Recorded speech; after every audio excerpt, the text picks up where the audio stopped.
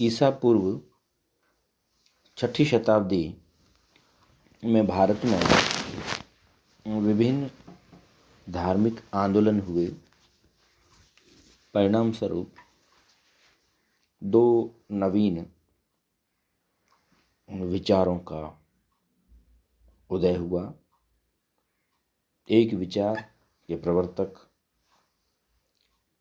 महावीर स्वामी थे एवं दूसरे विचार के प्रवर्तक महात्मा बुद्ध थे। महात्मा बुद्ध के जो विचार थे वो धीरे धीरे बौद्ध धर्म के रूप में परिवर्तित हो गए, क्योंकि जो बुद्ध थे, बुद्ध से ही बौद्ध बना। 6ठी शताब्दी ईसा पूर्व में जो मध्य गंगा की घाटी थी उसमें अनेक धार्मिक संप्रदायों का उदय हुआ और हमें उनमें लगभग 62 संप्रदायों के बारे में जानकारी मिलती है।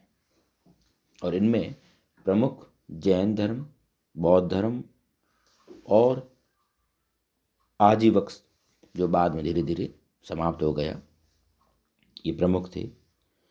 बौद्ध धर्म के प्रवर्तक, संप्रदाय के प्रवर्तक महात्मा बुद्ध को माना जाता है, गौतम बुद्ध को माना जाता है। लेकिन विद्वानों में आप जो अभी चल रहा है कि नहीं, महात्मा बुद्ध जो है से पहले भी कई जो है वो बुद्ध बन चुके थे। भी नवीन विचारधाराएं धीरे धीरे सामने आ रही है। महात्मा बुद्ध, जिनका बचपन का नाम जो है वो सिद्धार्थ था, उनका जन्म नेपाल की तराई में स्थित कपिलवस्तु के लुम्बिनी ग्राम में शाक्य कुल में हुआ और इसका जो काल है वो 563 ईसा पूर्व माना जाता है।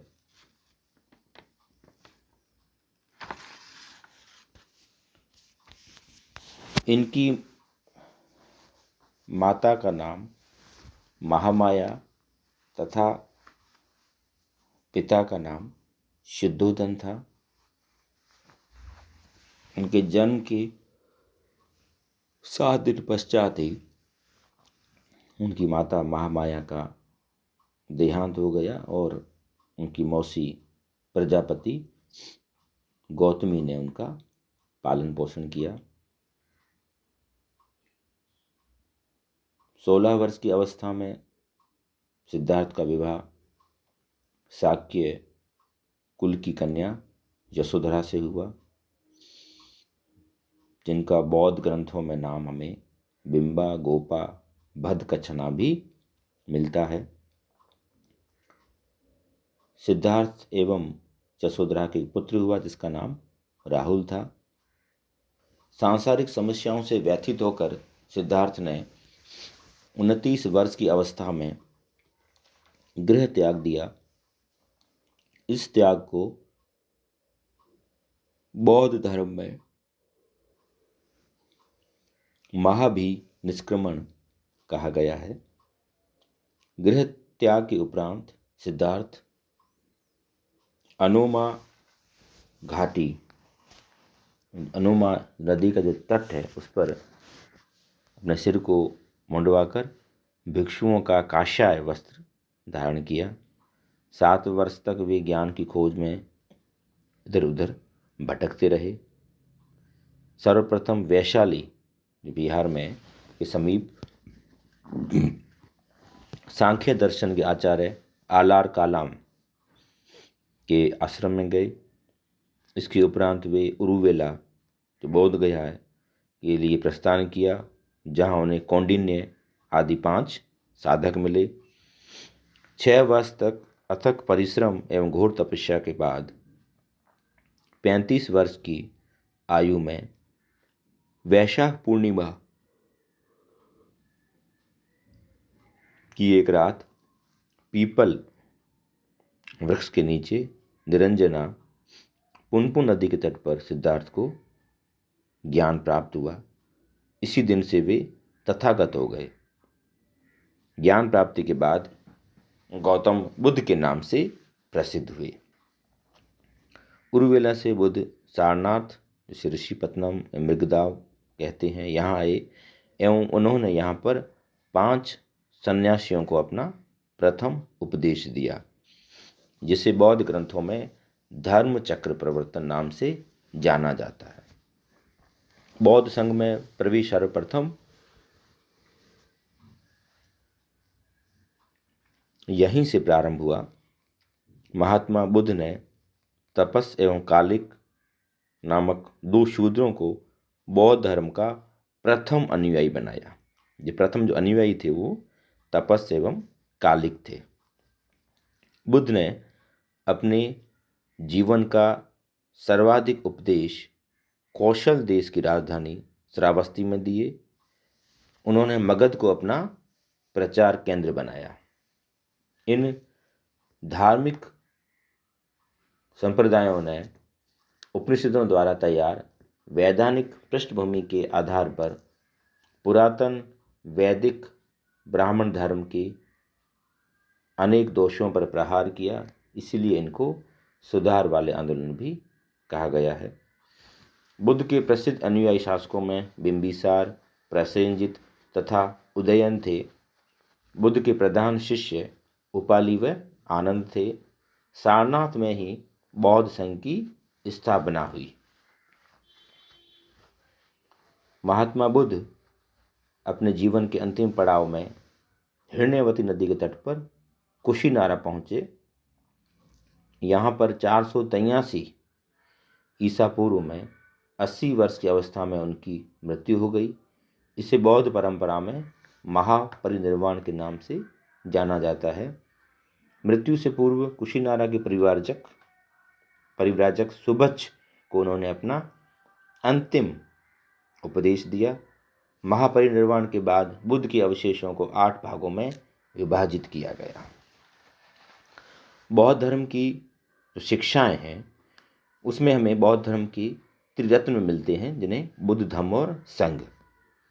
बौद्ध धर्म के मूल आधार जो हैं वो 4 आर्य सत्य हैं: दुख, दुख समुदाय, दुख निरोध गामिनी प्रतिपदा, अर्थात दुख निवारण मार्ग, अर्थात अष्टांगिक मार्ग। दुख, दुख समुदाय, दुख निरोध, दुख निवारण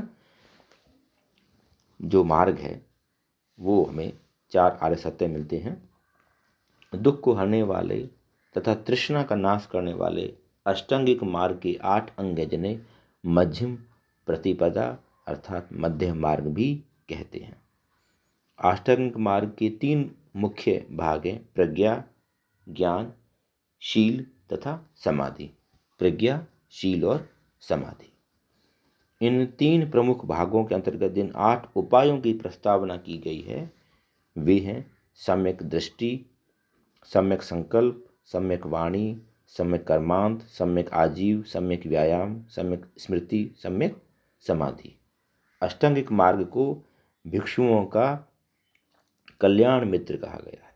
बौद्ध धर्म के अनुसार मनुष्य के जीवन का परम लक्ष्य है निर्वाण प्राप्ति। निर्वाण का अर्थ है दीपक का बुझ जाना, अर्थात जन्म मरण के चक्र से मुक्त हो जाना। यह निर्वाण इसी जन्म से प्राप्त हो सकता है, किंतु महापरिनिर्वाण मृत्यु के बाद ही संभव है।